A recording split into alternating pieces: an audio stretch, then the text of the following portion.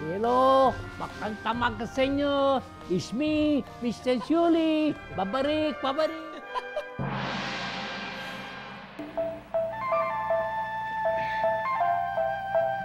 Ano to?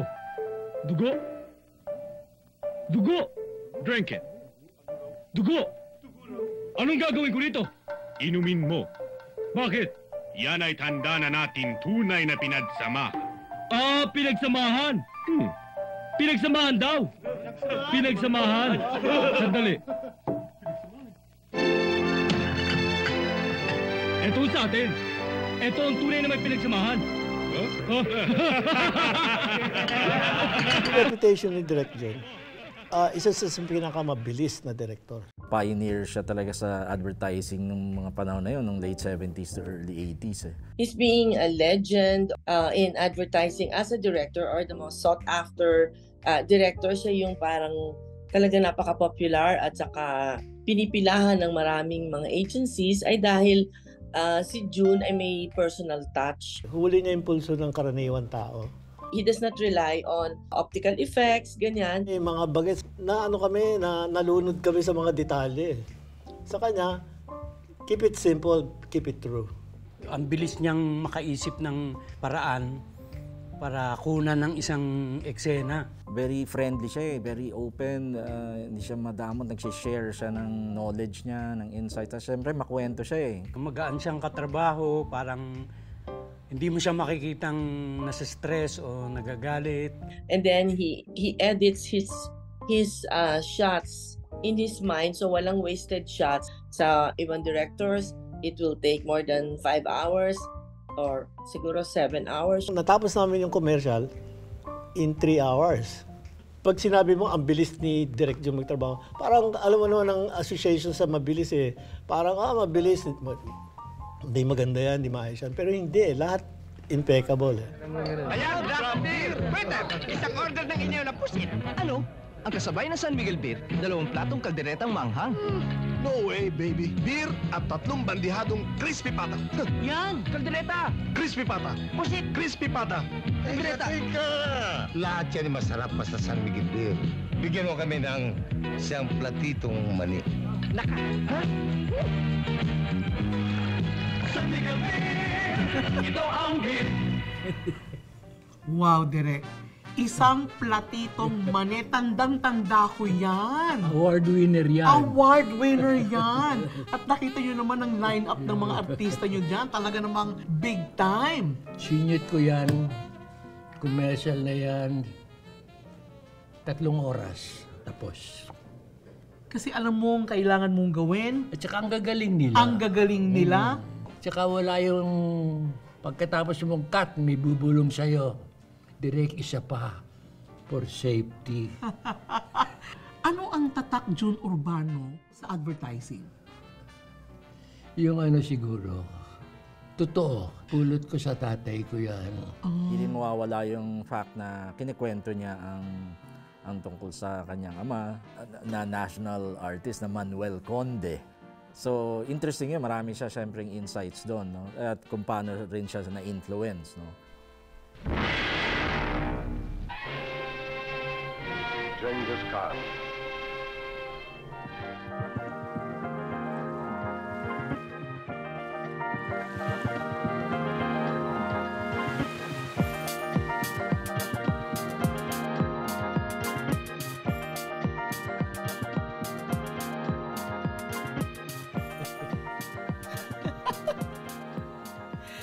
A 1950 film.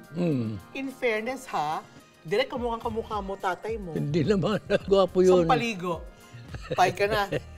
Ano po ba talaga ang napakatinding impluensya ng tatay ninyo sa inyo growing up? Alam mo, yung kanya sense of humor. Nung maliliit kami, madalas yan. Mga anak, manood tayong sine. Bihis kagad kami, manunod kami na sine. Pag bihis na kami, Daddy, ito na, tayo na. Saan kayo pupunta? Sabi niya. Sabi niyo, manunod ng sine. Sinabi ko ba ngayon?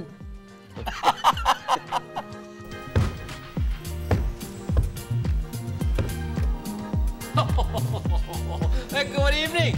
I was just playing with my ball.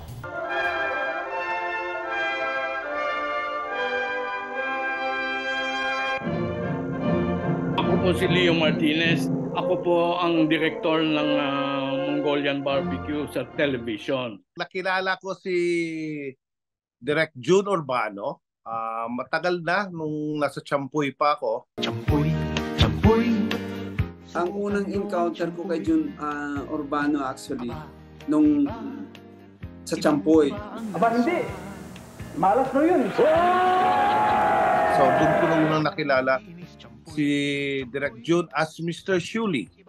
Direk June Urbano, who was very famous then when he got me as Mr. Shuli.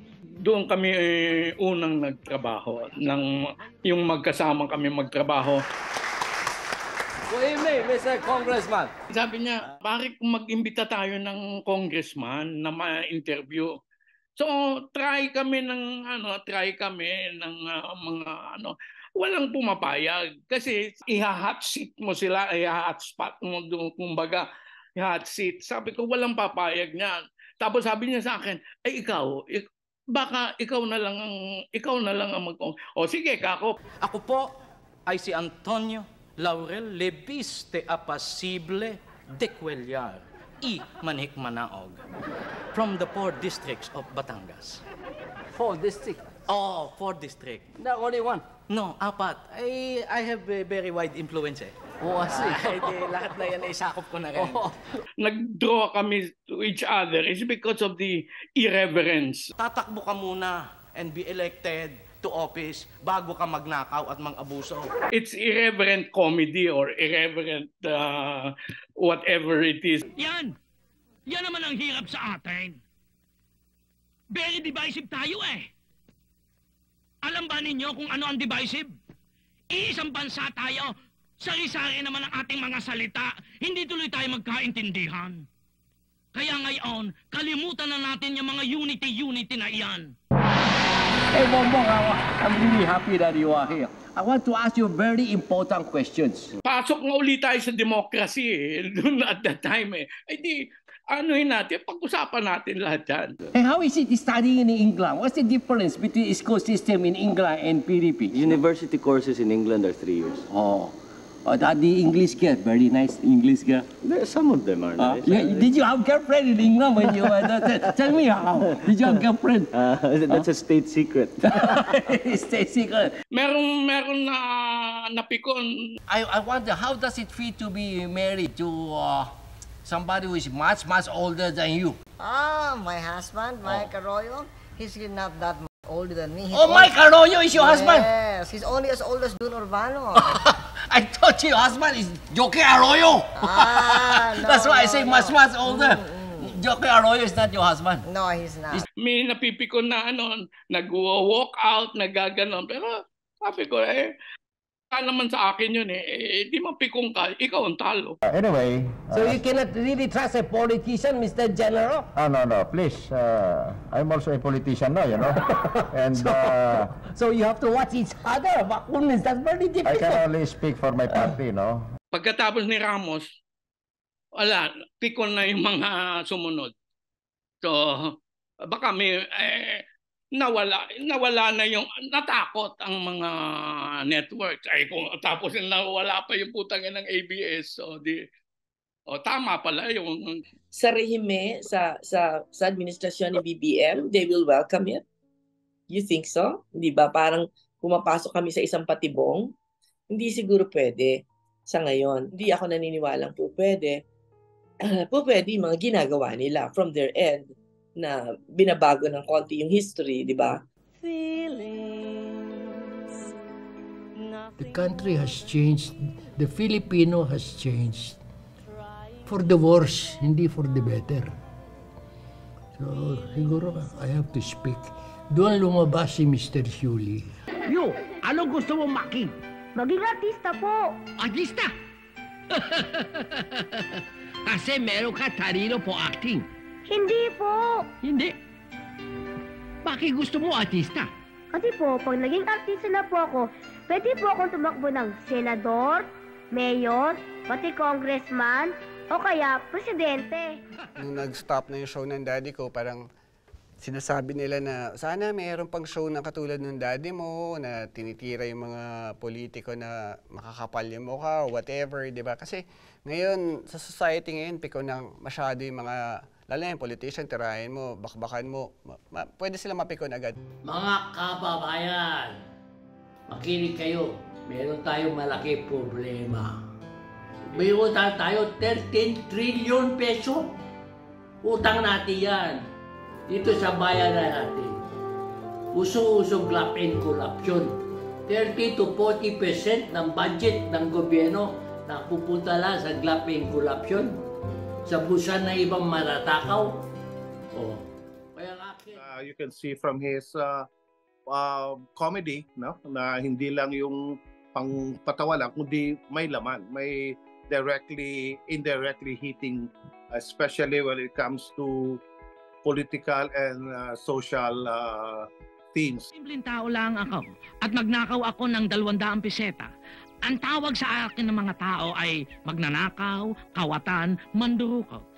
Pero pag nahalal na ako at may posisyon na, ay miski magnakaw ako ng 200 milyong peseta, ang tawag pa rin nila sa akin ay magnanakaw pa rin. Satire talaga na may komentaryo siya lagi doon sa mga importanteng issue na yun, ano? Importante because it is the voice of the people. It also speaks of our freedom, creative freedom to express ourselves and to laugh at ourselves. Yun siguro ang naman ako, yung commenting on Philippine society and Philippine politics through Juan Tamad. Oh, sabi nga ng tatay ko when you want to cure a patient who is very sick and he does not want to take the bitter medicine, make him laugh. Tell him a joke. Pagbukas na bibig niya, ipasok mo yung medicine. Ang kombinasyon ni Jun Urbano ay isang artista at isang mapagmahal na mamamayang Pilipino.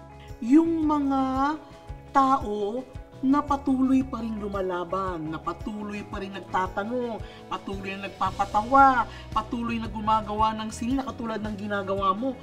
At yan ay dahil sa naumpisaning mga katulad ninyo. Iyak mo ako Hindi mo masamang umiyak. Ang tunay na lalaki daw, direct umiiyak. Ewan ko. Direct mabuhay ka. 84 ka? Kailangan lampasan mo isa kong kilalang sentenaryo na, ha? Laban tayo sa 110, ganon? Kaya? Ayoko na maging pabigat. This Gawad Plaridel is the most prestigious honor given by the University of the Philippines to a practitioner in a specific field of media. In the case of Jun Urbano, this recognition is so meritorious because Jun Urbano was able to try his hand in 3 fields of traditional media: advertising, film, and television. Congratulations po, Mr. Shuli, for your lifelong dedication to the arts, to the industry, to entertainment, and to society. Dad, just wanted to know na sobrang proud ko sa iyo kasi na-achieve mo yung ganitong level, yung status dun sa ginawa mo. Sana ituloy mo pa rin, no? Nakikita naman namin yon na nandiyan pa rin yung passion mo. Sana maging inspirasyon din to. Mainit pa rin ang dibdib mo sa pag-ibig sa bayan, sa Pilipinas. At alam ko, pagkatapos nito, gagawa na tayo ng mga mas makabuluhan pang mga gawain, pelikula, teatro, telebisyon para sa bayan.